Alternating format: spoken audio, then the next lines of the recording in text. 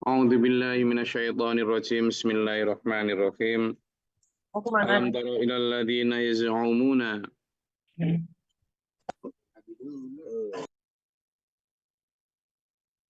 annahum amanu bima unzila ilaika wa ma unzila min qablika.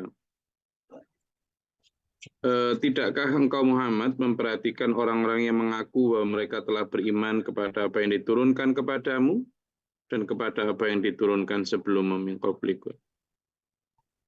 Tetapi mereka sebenarnya yuriduna ayyatahakamu ila taghut waqad umiru ayyakfuru bihi. Mereka masih menginginkan ketetapan kepada hukum taghut. Padahal mereka sudah diperintahkan untuk mengingkari taghut itu. Jadi ini. Ternyata sejak dulu ya, dulu ada orang-orang yang di lahirnya itu ngaku beriman. Ya artinya dia juga syahadat ya. Artinya dia juga syahadat. Ya, percaya, bersaksi bahwa ya artinya di mata Rasulullah Allah kan tahu ya hati isi hati manusia. Kafir Mekah yang belum masih pantara itu benar-benar merasa bahwa ketika Islam datang, terutama Fathul Mekah, itu jauh keinginan mereka untuk masuk Islam. Mereka masuk Islam ya karena terpaksa. Mereka masuk Islam ya karena waktu itu memang sudah tidak berdaya. Nabi Muhammad SAW datang dengan pasukan sedemikian besar, terus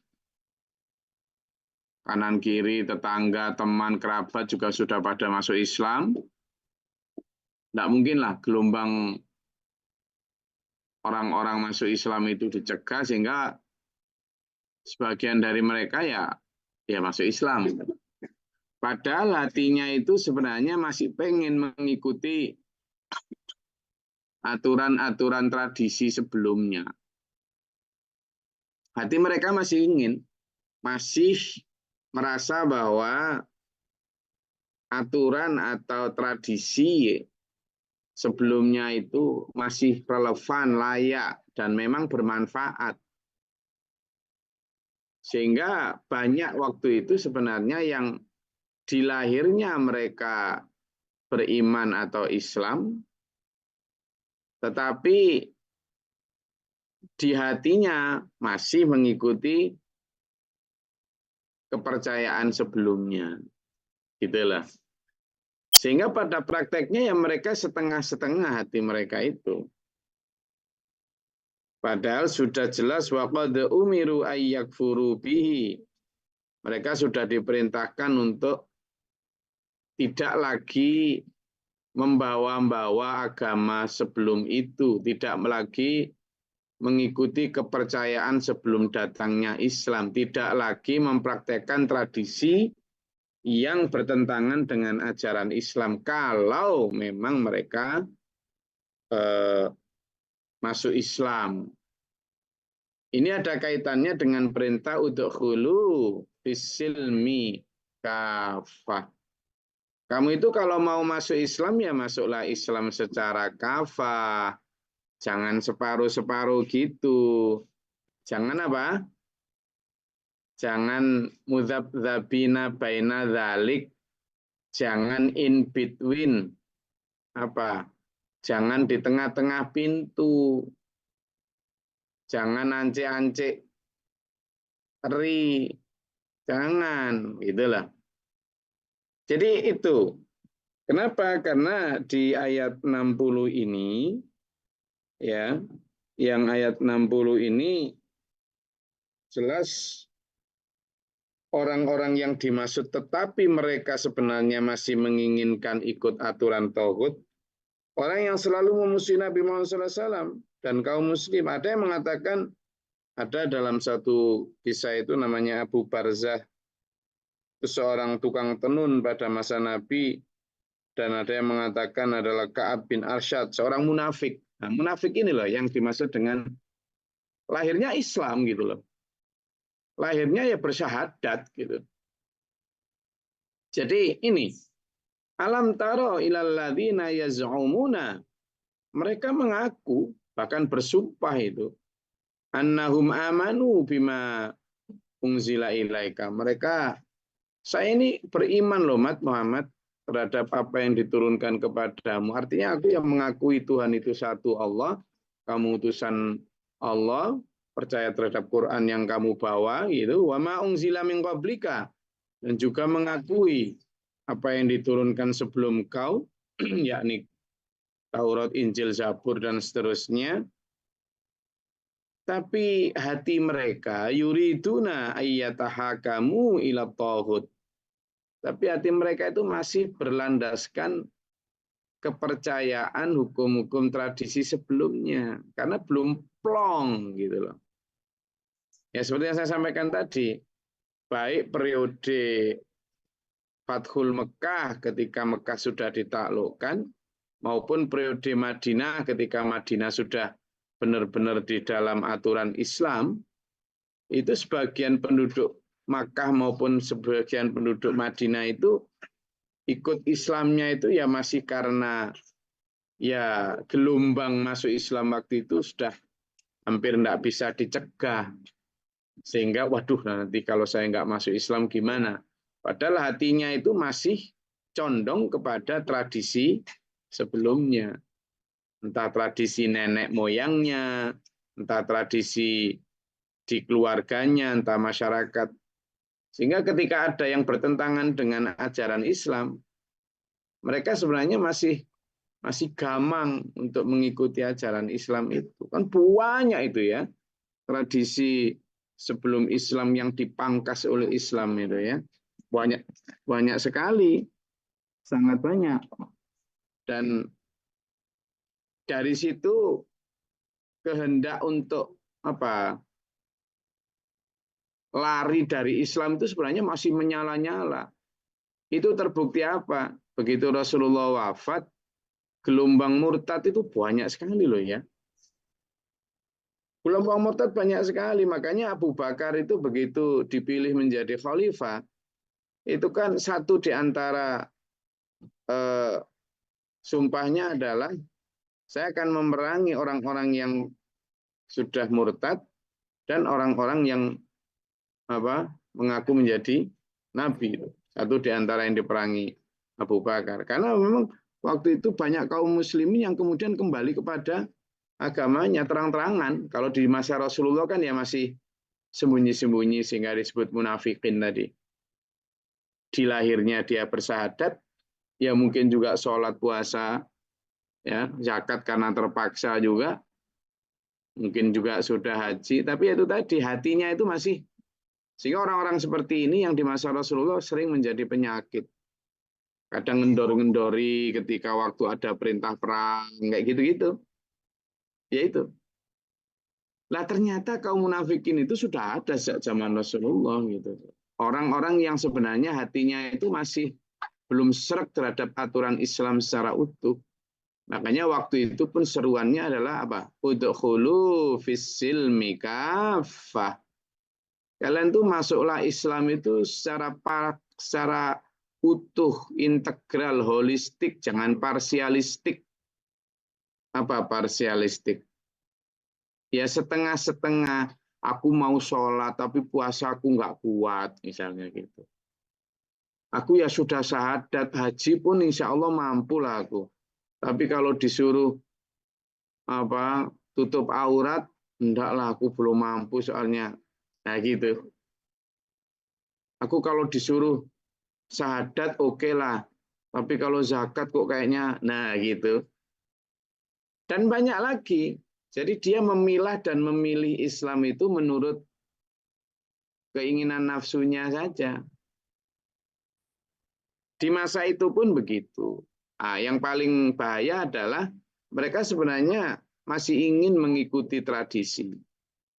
Dan bahkan ada yang mencampur adukkan tradisi dengan agama. Sehingga kalimat dalam beberapa ayat itu, baik di masa kaum Yahudi, Nasrani maupun di masa Islam sendiri, banyak yang talbisul haqqa bil batil. Apa itu? Mencampur adukkan antara yang hak dan yang batil. Gitu. Jadi ketika mencampur adukkan antara yang hak dan yang batil inilah, itu maka padahal waqad umiru ayyakfuru bihi.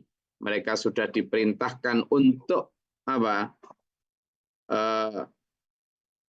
Menjauhkan diri dari tradisi-tradisi tauhid itu. Syaitan, gitulah setan menginginkan mereka untuk tersesat dengan sesat yang jauh. Jadi gini, ya dulur ya. Apa sih perbedaan tersesat dan tersesat yang jauh itu? Ini loh. Seandainya sampean ya mau berjalan ke arah barat gitu ya. Berjalan ke arah barat. Lalu jalan yang ditempuh itu kan ya ke barat. Google Map-nya atau Quran Map-nya itu. Quran Map-nya itu, Rasul Map-nya itu. Ya. Rasul Map-nya itu ke barat dengan segala segenap lika-likunya itu. Lah ternyata kemudian ada jalan kesimpangan yang dibuat setan memang mirip. Tapi itu agak mirip, agak melenceng ke barat daya atau ke misalnya tenggara gitu ya. Jadi agak gini dikit gitu. Itu namanya tersesat, tapi ya tersesat agak tersesat dikit gitu. Meskipun lama-lama nanti juga makin jauh. Nah yang dolalam ba'idah itu, kalau Quran Map-nya itu menghadap ke sana, ke arah barat. Lah ini jalannya itu ngadap ke timur gitu loh. Ngadap ke timur, ini namanya dolalam ba'idah, tersesat yang sudah 180 derajat gitu. Nah ini yang disebut dolalam ba'idah. Tersesat tapi yang jauh. Udah repot gitu loh. Wong tersesat yang jauh aja kadang nggak ngerasa loh dulur. Oh iya, nggak ngerasa kalau dia tersesat. Satu di antara itu tadi, tradisi yang keliru yang bernilai kesyirikan, itu kayak minyak dan air dengan tauhid atau i'tiqadiyah dalam Al-Quran. Itu nggak bisa, makanya ayat kemarin kan dijelaskan itu Gus Bio, bahwa Allah tidak akan mengampuni dosa syirik, tapi mengampuni dosa selain syirik. Yaitu tadi, karena syirik dan tauhid itu sudah bertolak belakang, berlawanan jauh, nggak bisa dicampur-campur. Ya. Jangankan syirik besar yang jelas menyekutukan Allah dengan yang lain. Wong syirik kecil seperti riya gitu aja dosanya itu jadi besar kok. Gitu. Sehingga ayo benar-benar kita minta kepada Allah dilindungi dari kesesatan yang jauh ini. Wa idza qila lahum ta'alu ila ma anzalallahu wa ila rasuli ra'aital munafiqina yasudduna anka sududan.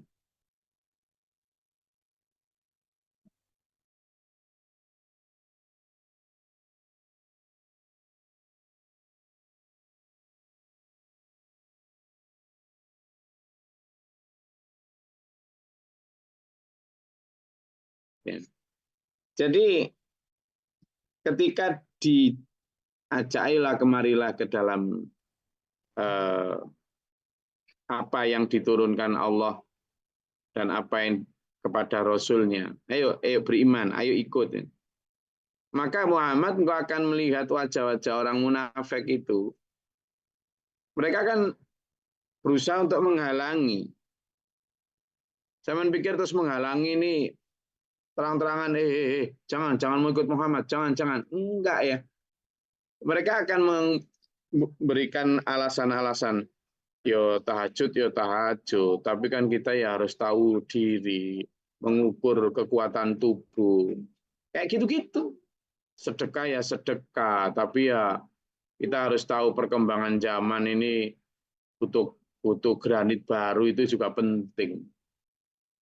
Nah, itu kan dakwah ya dakwah, tapi ya kita lihat dulu kita ini kapan nanti bisa bangun rumah baru kalau kayak gitu dan seterusnya. Jadi mirip, seolah-olah logis.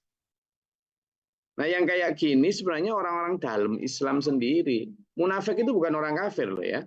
Bukan orang yang tidak bersahadat, sahadat, sholat. Bahkan bangun masjid loh. Bahkan bangun masjid. Masjidnya jauh lebih indah daripada Masjid Nabawi saat itu. Tapi mereka terhukumi munafik. Cuma bahayanya, dulur, munafik itu tidak ada yang tahu kecuali Allah. Bahkan dalam satu ayat disebutkan, Muhammad, engkau tidak tahu Muhammad bagaimana hati mereka. Aku yang tahu. Lalu bagaimana Rasulullah tahu? Ya diberitahu Allah. Siapa-siapa orang yang munafik itu.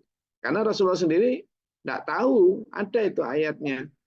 Kamu tidak tahu siapa-siapa di antara mereka yang munafik. Dalam surat Al-Munafikun. Tapi akulah yang tahu, kata Allah. Dan itu kemudian banyak orang kadang keliru.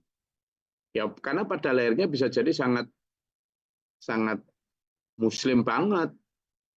Tapi ternyata dalam perilakunya yaitu masih ada keraguan-raguan. Masih ada apa? Keraguan-raguan. Makanya ada satu cerita Quran ini bahwa nanti di akhirat itu ketika ada orang segolongan kaum mukminin yang pada saat di akhirat itu berjalan dalam naungan cahaya. Kemudian ada yang teriak-teriak, tunggulah aku ingin dapat cahayamu. Kemudian ditunggu. Ya, aku tunggu, ambillah bagian cahayamu sendiri.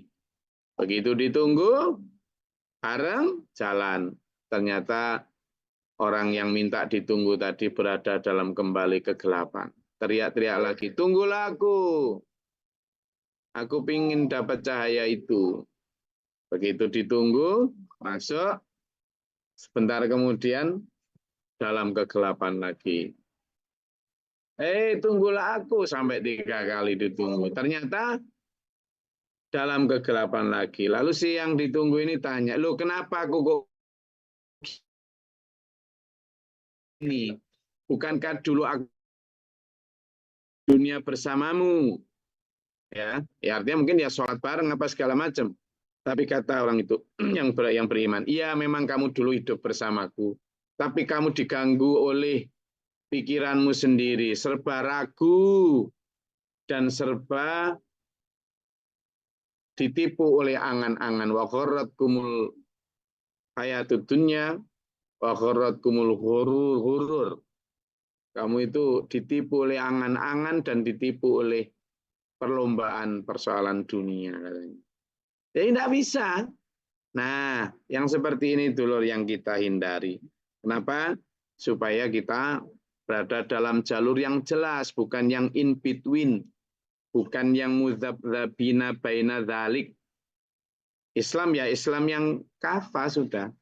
Jangan Islam yang separuh-separuh, setengah-setengah. Kemarin dalam ayat sebelumnya sudah kita bahas, mereka berkata sami'na wa asoina.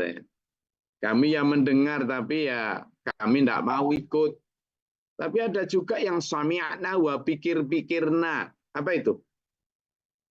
Kami mendengar tapi sengkut disik, tak pikir, mau taat nanti dulu. Jadi dipilah dan dipilih mana yang cocok dengan nafsu. Nah ini yang ayo kita hindari. Kenapa? Karena kita itu waqalu sami'na wa ata'na. Orang-orang beriman itu kalau mendengar perintah untuk dijalani, larangan untuk ditinggalkan, itu tidak pakai pikir-pikir. Nah wis sami'na kami mendengar wa ata'na dan kami taat. Taat tanpa tapi, tanpa kecuali. Itu yang disebut isilmi kafah. Jadi untuk hulu fisilmi kafah itu begitu. Bukan parsialistik, tapi holistik. Tidak separuh-separuh, sebagian-sebagian, tapi keseluruhan. Sebuah ikhtiar tentu ya. Meskipun nanti dalam prakteknya ya kadang kita diberi kemampuan Allah, kadang tetapi sebuah ikhtiar harus berusaha untuk kafah itu. Ya, saya rasa itu paparan dari ayat 60 dan 61. Silakan monggo kalau ada yang mau disampaikan baik pernyataan maupun pertanyaan. Silakan.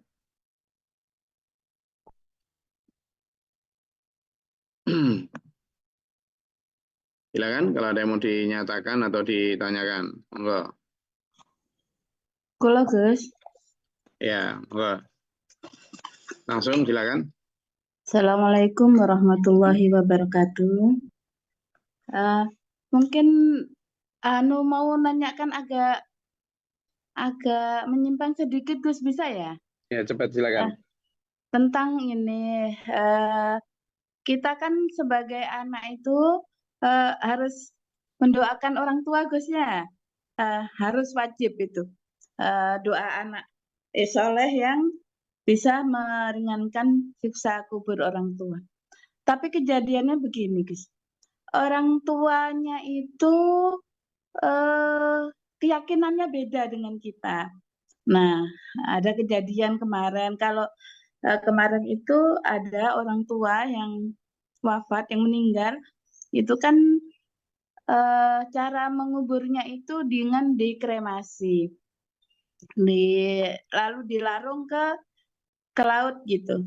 Kemudian anaknya ini kan sebagai baktinya itu karena beda keyakinan mengadakan yasinan Gus di rumah. Nah, itu doanya itu nyampe tidak ya Gus?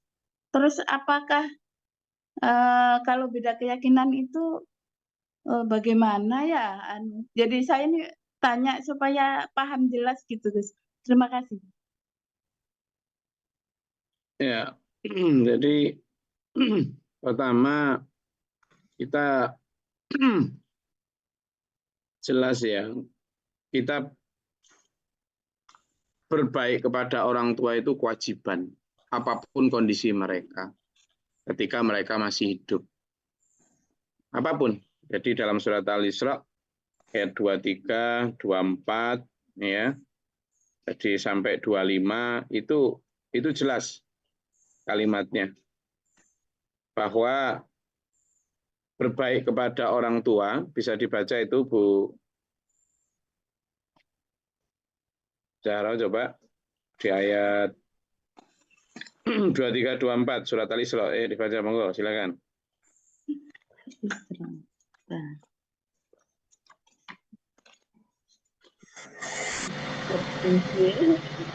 Al-Isra ayat pinten Gus? 23 24 25 23 24. 2324. A'udzubillahi minasyaitonirrajim. Bismillahirrahmanirrahim. Dan Tuhanmu telah memerintahkan agar kamu jangan menyembah selain Dia, dan hendaklah berbuat baik kepada ibu bapak jika salah seorang di antara keduanya atau kedua-duanya sampai berusia lanjut dalam pemeliharaanmu, maka sekali-kali janganlah engkau mengatakan kepada keduanya dengan perkataan dan janganlah engkau membentak keduanya, dan ucapkanlah kepada keduanya perkataan yang baik. Oke, sekarang dibaca lagi di surat Al-Ankabut ayat 8. Mungkin dibantu yang lain. Al-Ankabut ayat 8. Mungkin dibantu yang lain mungkin. Supaya kalau tadi yang dibaca Bu Zahra adalah perintah terutama, pokoknya kamu harus berbaik kepada orang tua. Jangankan membentak aja loh, jangan. Dan tetap berbaik. Di situ nggak ada hanya kepada muslim, nggak ada. Tapi semua orang tua harus dibaikin. Tapi ada batasan. Nah, batasannya ada di surat Al-Ankabut ayat 8. Silakan. Ada yang sudah ketemu? Al-Ankabut ayat 8.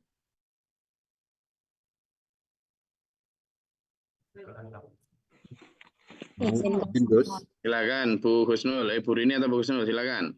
A'udzubillahiminasyaitonirrajim.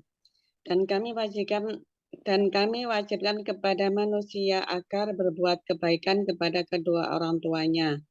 Dan jika keduanya memaksamu untuk mempersekutukan aku dengan sesuatu yang engkau tidak mempunyai ilmu tentang itu, maka janganlah engkau patuh kepada keduanya, hanya kepadaku tempat kembalimu, dan akan aku berikan kepadamu apa yang telah kamu kerjakan. Ya, itu jelas yang dibaca Bu Husnul tadi. Kalau yang di Al-Isra umum sifatnya. Kamu ikuti, kamu baik itu tidak ada batasan. Sampai bahkan yang kafir pun tetap harus dibaikin, dihormatin, disayangin, dilayani, ya. Tapi begitu tentang taat, ini ada batasan. Surat Al-Ankabut ayat 8 tadi. Bahwa silakan kamu harus diwasiatkan oleh Allah untuk berbuat baik kepada orang tua. Tapi jika mereka kemudian syirik, menyekutukan Allah, menjadi kafir, apalagi mengajak kamu untuk ke sana, jangan taati. Sudah jelas. Jangan taat, jangan. Taat ada syarat itu. Dan itu ada juga dalam surat Luqman. Coba dibuka. Gantian. Mungkin siapa tadi? Ibu Rini atau siapa tadi? Ayat 15. Atau mungkin ibu yang lain. Silakan. Luqman ayat 15. Itu sebagai batasan. Bahwa baik kepada orang tua tidak ada batasan, tapi taat kepada orang tua ada batasan. Nanti saya akan kembali ke berdoa tadi, atau bahkan ditahlili tadi. Silakan, ada? Sudah ketemu Luqman ayat 15? Inggih, Gus. Silakan. A'udzubillahi minasyaitonirrajim. Jika keduanya memaksamu untuk mempersekutukanku dengan sesuatu yang engkau tidak punya ilmu tentang itu, janganlah patuhi keduanya. Tetapi pergaulilah keduanya di dunia dengan baik, dan ikutilah jalan orang-orang yang kembali kepadaku. Kemudian hanya kepadaku kamu kembali. Lalu aku beritahukan kepadamu apa yang bisa kamu kerjakan. Sadaqallahul adzim. Nah, yang dibaca Bu ini jelas. Kalau mereka mengajak saya untuk menyekutukan, jangan taati. Tapi, bergaulah di dunia. Nah, ini kalimatnya. Bergaulah dengan baik, dengan ma'ruf di dunia. Batasannya apa? Di dunia. Sudah. Begitu dia meninggal, dan meninggal tetap dalam keadaan musyrik, sudah tidak bisa. Tidak bisa mendoakan, tidak boleh. Tidak bisa. Tidak bisa. Saya ulangi, tidak bisa. Apalagi meninggal dalam keadaan kafir. Tidak bisa. Itu sudah mau didoakan seperti apapun tidak bisa. Ada dalilnya. Di samping kita tidak boleh, jangankan yang jelas-jelas kafir, munafik aja. Kita tidak boleh sudah mendoakan atau itu sudah putus hubungan. Karena sudah tidak mungkin nyambung. Dulu Rasulullah Muhammad SAW pernah izin sama Allah. Ya Allah, aku mau menziarahi makam ibuku. Nah, diizinkan sama Allah. Begitu nyampe makam ibunya, Rasulullah berdoa lagi. Ya Allah, izinkan aku mendoakan ibuku. Tidak boleh sama Allah. Ya, jadi kalau kita ini sekarang, apalagi kita bukan Rasul, bukan Nabi, bukan siapa-siapa, jelas-jelas misalnya orang tua naudzubillah min dzalik wafat dalam keadaan bukan Muslim, kita sudah tidak boleh. Apalagi misalnya di 3 hari 7 hari dan seterusnya. Bukan 3 hari 7 harinya, tapi memang aturannya kalau sudah meninggal dalam keadaan itu ya sudah. Makanya kalimatnya tadi, bergaulah dengan baik di dunia. Ya, saya rasa itu. Ada lagi? Yang terkait dengan ayat yang kita kaji? Apa Mas Yo? Gus, Assalamualaikum warahmatullahi wabarakatuh. Salam. Ini agak keluar dari ayat yang pagi ini, Gus. Mau nanya nih, Gus. Apakah zakat jual beli itu hukumnya wajib nih, Gus? Itu satu. Terus yang kedua selanjutnya, apakah zakat itu bisa digunakan untuk menutupin hutang-hutang keluarga gitu loh, Gus? Untuk misalnya ada keluarga yang kesusahan, ya udah zakat itu kita gunakan untuk menutup hutang-hutang keluarga. Gitu. Apakah itu bisa, Gus? Itu Gus. Assalamualaikum warahmatullahi wabarakatuh. Salam. zakat dipergunakan menutupi hutang keluarga gimana? Maksudnya sampean zakat tapi langsung sampean tasarufkan untuk orang-orang gorim gitu. Nggih, Gus. Pertama begini. Zakat itu sebaiknya memang pertama zakat perdagangan. Ya, memang zakat perdagangan itu ada zakatnya selama sudah mencapai nisabnya ya. Dan itu zakatnya adalah nisab masih sama dinisabkan kepada nisabnya disamakan dengan zakat emas yakni 85 gram emas itu dengan batas zakatnya adalah 2,5%. Tapi kalau sudah mencapai haul atau 1 tahun. Nah, apakah zakat perdagangan ini bisa pakai membayar hutang? Zakat terbaik itu memang diserahkan ke amil ya. Kenapa? Karena amil lebih tahu siapa yang lebih prioritas untuk mendapatkan tasarruf harta itu. Ada 8 asnaf tentu. Ada fakir miskin, kemudian ibnu sabil, ada sabilillah, ada mu'alaf, ada ghorim termasuk satu di antaranya. Ghorim itu adalah orang yang punya utang. Tapi dari 8 asnaf itu misalnya amil atau para pembagi zakat, badan yang sampean percaya itu lebih tahu mana yang lebih prioritas karena bisa jadi ada orang fakir yang mau meninggal. Dan ini tentu lebih prioritas daripada ghorim misalnya. Atau ada nanti mu'alaf yang kalau nggak ditolong segera secara ekonomi, ini nanti bisa direbut sama yang lain misalnya. Nah, karena itulah kemudian amil itu lebih diprioritaskan untuk kita serahi, membagi atau menerima zakat kita. Meskipun tidak ada larangan juga untuk kita kemudian mentasarufkan zakat itu kita sendiri gitu ya. Jadi kalau saya bicara afdolnya begitu, supaya apa? Tidak ada konflik of interest. Gitu. Misalnya keluarga kita punya hutang sekian banyak. Nah, hutangnya dulu itu untuk hutang apa gitu. Lalu kemudian kita karena kasihan, maka zakat kita pakai untuk membayari hutang itu langsung gitu. Ya, tidak ada hukum yang melarang itu, tetapi dari sisi skala prioritas sebenarnya ada 8 asnaf itu kan karena bisa jadi ada yang membutuhkan dan itu kadang amil yang lebih tahu. Gitu Mas ya. Nggih, Gus. Mau zakat berapa M Mas ya?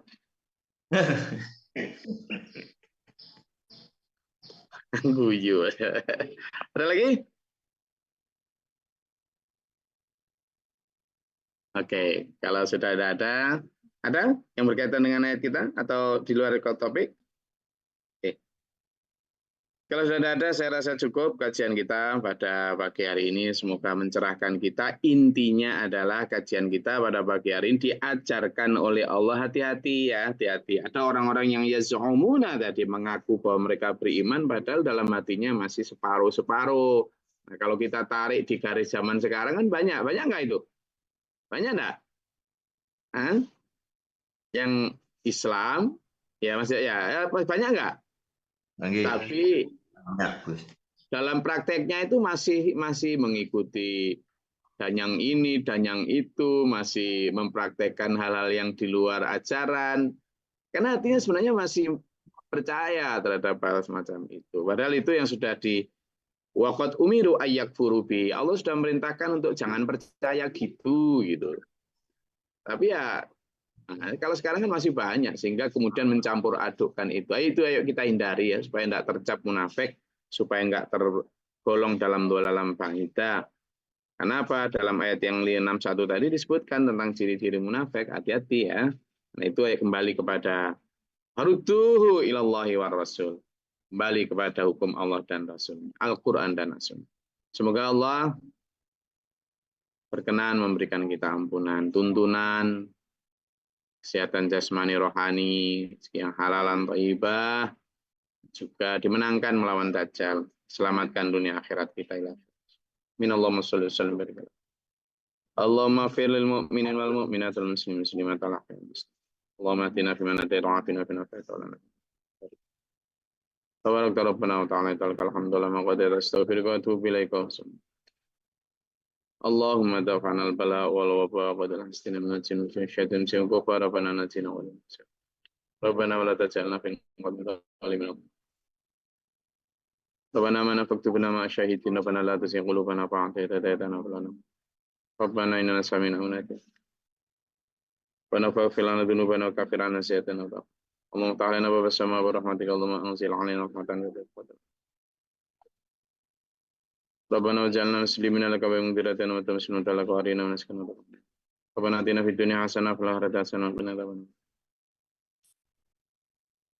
سبحان ربك رب العزة عما يصفون وسلام على المرسلين الحمد لله رب العالمين والسلام عليكم ورحمة الله وبركاته. Waalaikumsalam warahmatullahi wabarakatuh. Jazakallah. اللهم ارحمنا بالقرآن